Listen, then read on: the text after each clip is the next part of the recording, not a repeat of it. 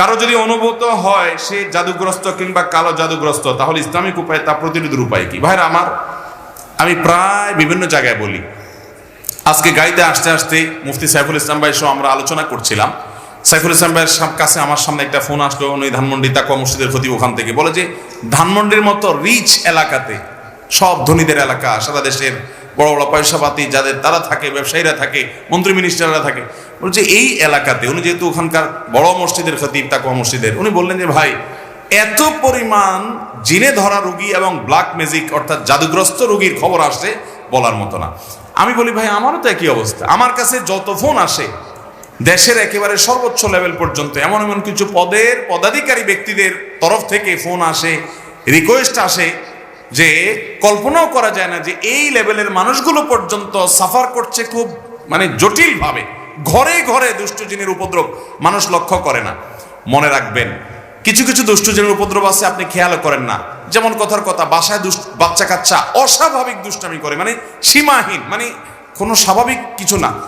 বুঝবেন দুষ্ট জিনের ভয়ঙ্কর প্রভাব ওর উপরে পড়ছে। এবং অনেক রোগ আছে কিছু লোকের, দেখবেন যে এই রোগগুলোর কোনো ট্রিটমেন্ট করে কিচ্ছু হয় না, কোনো ডায়াগনোসিস হয় না, বহু চেক আপ টেস্ট, ডাক্তাররা আন্দাজ অনুমান করে বিভিন্নভাবে ট্রিটমেন্ট করেন, চেষ্টা করেন, কিন্তু কোনোভাবে ভদ্রলোক ভদ্রমহিলা সুস্থ হয় না। এরকম বহু রোগী দেখেছি আমি যে কোনোভাবে সুস্থ হয় না। এগুলোর বেশিরভাগ ব্ল্যাক ম্যাজিক এবং দুষ্ট জিনের রোগী। ঘরে ঘরে আমাকে সাথে সাথে জিজ্ঞেস করলেন ওনারা, মুফতি সাইফুল ইসলাম ভাই এবং আমাদের তানভীর ভাই ওনারা আছে, ওনারা জিজ্ঞেস করলেন যে ভাই এটা কেন হয়? আমি বললাম কেন হয়? জিন, দুষ্ট জিন অর্থাৎ শয়তান তার উপযোগী জায়গায় পাইলে সে সেখানে খুঁটি গাড়ে। আমাদের বাসা বাড়িগুলোতে হারাম এই পরিমাণ হয়, আপনি ইউটিউবে ওয়াজ শুনতে যান, শুরুতে আগে পান্ডা অ্যাডভার্টাইজ দিয়ে নেবে, এরপর আরো বিভিন্ন অ্যাডভার্টাইজ আসবে এবং মিউজিক আসবে, এগুলা চলবে। এই মিউজিক যেখানে থাকে সেখানে শয়তান আসবেই। আপনি এটা নিয়ন্ত্রণ করতে হবে। আপনার বাসায় বিভিন্ন প্রাণীর ছবি টাঙিয়ে রাখবেন, এখানে শয়তান আসবেই। রহমতের ফেরেশতা ঢুকেন, হাদিসে বলা আছে, এখানে আপনার এই অবস্থা হবে। ঘরে ঘরে মানুষ এটা ফিল করছে না, বহু মানুষ হাহাকার করছে। আমরা রাকির নাম্বার দিয়ে রাকিদেরকে রেফার করে কুলাতে পারছি না, এই পরিমাণ মানুষ আক্রান্ত। বাঁচবেন কিভাবে? আমি সব জায়গায় বলার চেষ্টা করি ভাইরা আমার। নাম্বার 1, গুনাহমুক্ত বাসা করেন, বাসা বাড়িতে গুনাহ করবেন না, এগুলা থেকে বাঁচান বাসা বাড়িকে। সবচেয়ে বড় কারণ হলো, দ্বিতীয় নাম্বার যেটা বলবো সেটা হলো, আজ কোরআন তেলাওয়াত আমাদের বাসা থেকে উঠে গেছে। আমরা এখন বড় জোর ইউটিউবে একটু তেলাওয়াত চালাই দেই। আল্লাহর কসম করে বলছি, যেই বাসায় কোরআন তেলাওয়াত নিয়মিত হয়, আওয়াজ করে, শব্দ করে, ওই বাসায় ব্ল্যাক ম্যাজিক দুষ্ট জিন থাকতে পারে না। আপনি যদি মিরাকল দেখতে চান ভাইরা আমার, আমি বুকে হাত রেখে বলতে পারি, আপনি আল্লাহর কুদরত যদি দেখতে চান সরাসরি, দুষ্ট জিনের উপদ্রব আছে যে বাসায়, সে বাসায় আপনি সূরা বাকারার তেলাওয়াত চালু করে দেন, জোরে জোরে তেলাওয়াত করেন, নিজে না পারলে অডিও চালু করে দেন। আমি নিজের চোখে বহুবার দেখেছি যে অস্বাভাবিক আচরণ বাচ্চাদের, এটা সেটা, রুকিয়া চলছে, তেলাওয়াত চলছে, ভালো হয়ে গেছে।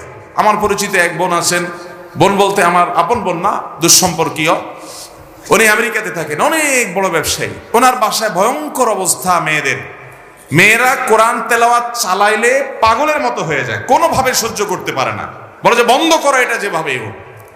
এবং হাজার হাজার কোটি টাকার মালিক ওনারা, বাফেলোতে আমেরিকাতে থাকে।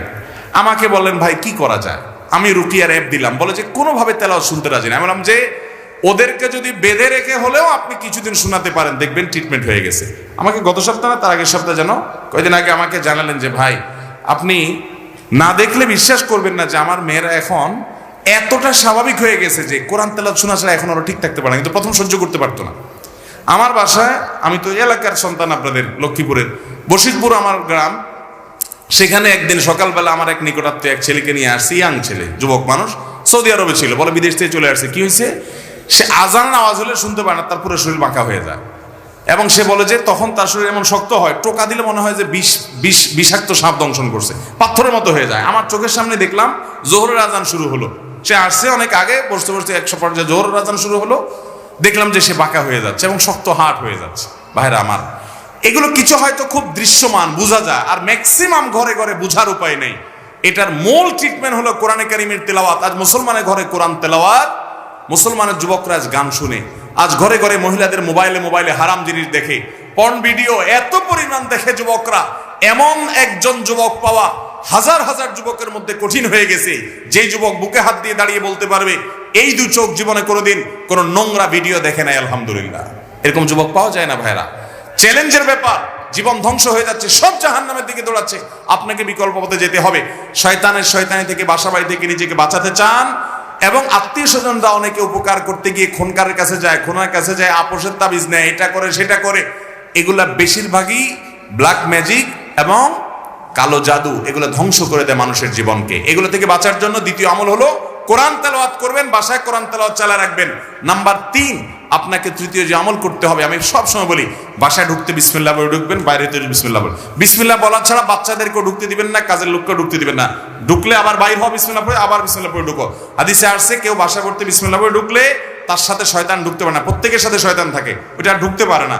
আর যদি বিসমিল্লাহ ছাড়া ঢুকে, তাহলে শয়তান সাথে সাথে ঢুকে পড়ে। খাওয়ার সময় বিসমিল্লাহ, সব কাজে বিসমিল্লাহ পড়বেন। এভাবে আরো বিভিন্ন আমলের মাধ্যমে এই উপদ্রব থেকে বাঁচবেন। ব্ল্যাক ম্যাজিক থেকে বাঁচার জন্য সৌদি আরবের সাবেক গ্র্যান্ড মুফতি শেখ আব্দুল আজিজ বিন আব্দুল্লাহ বিন বাজ রাহিমাহুল্লাহ একটা চমৎকার আমল দিয়েছেন, সারা পৃথিবীতে রাখীদের কাছে জনপ্রিয় আমল। কিছু পানির মধ্যে কিছু বড়ই পাতা, নির্দিষ্ট কিছু সূরা পড়ে, এটা লম্বা প্রসেস আছে, এটা দিয়ে গোসল করলে নিয়মিত ব্ল্যাক ম্যাজিকের প্রভাব কেটে যায়। এবং এই আমলটাও আমি পরিচিত অনেককে দেখেছি করেছে। আমাদের এই যে আপনাদের নিশান ভাই, এই মাহফিলের আয়োজক তানভীর ভাই, ওনার ফ্যামিলিতে উনি নিয়মিত রুকিয়া করেন, এবং উনি আমাকে বলছেন, ভাই শরীরটা মনে হয়েছে, শরীরতে কিছু চলে গেছে, পাতলা হয়ে গেছে। এই জন্য কোরআন তেলাওয়াত করবেন তো ইনশাআল্লাহ, বাসা বাড়িতে কোরআন চালাবেন তো ইনশাআল্লাহ। আমি শপথ করে বলছি, আল্লাহর কালামের মিরাকল যদি দেখতে চান, তাহলে দুষ্ট জনের উপদ্রব আছে এবং অস্বাভাবিক বাসা ভিতরে সমস্যা, রোগ বালাই আছে, ব্ল্যাক ম্যাজিক আছে। কোরআন তেলাওয়াত শুনতে থাকেন, একদিন দুই দিন না, অনবরত আপনি ফিল করবেন যে কিভাবে আল্লাহর কুদরত জাহির হয়, কিভাবে শয়তান পালায়। আল্লাহ আমাদেরকে বুঝার তৌফিক দান করুন। আপন ভাই বোন কেউ যদি গুনার কাজ করে, তাকে সেটা বলার মতো অবস্থা না থাকলে তার সাথে দূরত্ব বজায় রেখে চললে গুনাহ হবে কিনা? ভাই বেরাদার যদি গুনার কাজ করে, পাপের কাজ করে, অপরাধ করে, সংশোধন করবেন, বুঝাবেন, কিন্তু না বুঝানোর কোনো বাও নাই, কথা শুনে না, বলার মতো নাই। অনেক সময় বড় ভাই হয়, বলার মতো থাকে না, বা ছোট ভাই হয়, তখন আপনি অভিমান করতে পারেন। অভিমান কি? যে তার সাথে আমি কথা বলবো না, দূরে থাকবো, তাকে বোঝানোর জন্য যে আমি তোমার উপরে অসন্তুষ্ট, এটা আপনি করতে পারেন। কিন্তু তাকে চিরকালের জন্য ত্যাগ করবেন, তার সাথে সম্পর্ক ছিন্ন করবেন, এই সুযোগ নাই। সে খারাপ হলেও এই সুযোগ নাই যে আপনি তাকে সম্পূর্ণ সম্পর্ক ছিন্ন করবেন। হ্যাঁ, সংশোধনের জন্য করতে পারেন। সব আলেম বলে যে আমরা হকের পাশে আছি, তোমরা আমাদের সাথে থাকো, তাহলে আমরা কার পাশে থাকবো? ভাইরা আমার, নবী করিম সাল্লাল্লাহু আলাইহি ওয়াসাল্লাম দুইটা কোষ্ঠীপাতর দিয়ে গেছেন, মা আনা আলাইহি ওয়া আসহাবি, আমি যে আদর্শের উপর আছি, এবং সাহাবায়ে কেরাম জামাতুস সাহাবা, তারা মৌলিকভাবে যে আদর্শের উপর আছেন সেটি, এটার উপর যারা প্রতিষ্ঠিত তারা কিয়ামতের ময়দানে নাজাত প্রাপ্ত দল। আর সেই সাথে নবীজি বলে গেছেন, তারাকতু ফিকুম আমরাইন, আমি তোমাদের মধ্যে দুইটা জিনিস রেখে গেলাম, কিতাবাল্লাহি ওয়া সুন্নাত রাসূলিহি, আল্লাহর কোরআন এবং রাসূলের সুন্নাত, লান তাদিল্লু মা তামাসসাকতুম বিহিমা, এগুলো যদি তোমরা আঁকড়ে ধরো, কোনো দিন তোমাদের কেউ গোমরা করতে, পথহারা করতে পারবে। এই জন্য ওই মূলনীতি আপনি ধরে রাখবেন। যে সমস্ত উলামায়ে কেরামের কথা শুনবেন, এগুলো গ্রহণ করবেন, ইনশাআল্লাহ আল্লাহ তাআলা হকের উপরে রাখবেন। এগুলো গ্রহণ না করলে আপনি হকের উপরে প্রতিষ্ঠিত থাকতে পারবেন। অতএব ব্যক্তি নয়, বরং কোরআন সুন্নাহর অনুসরণ করবেন।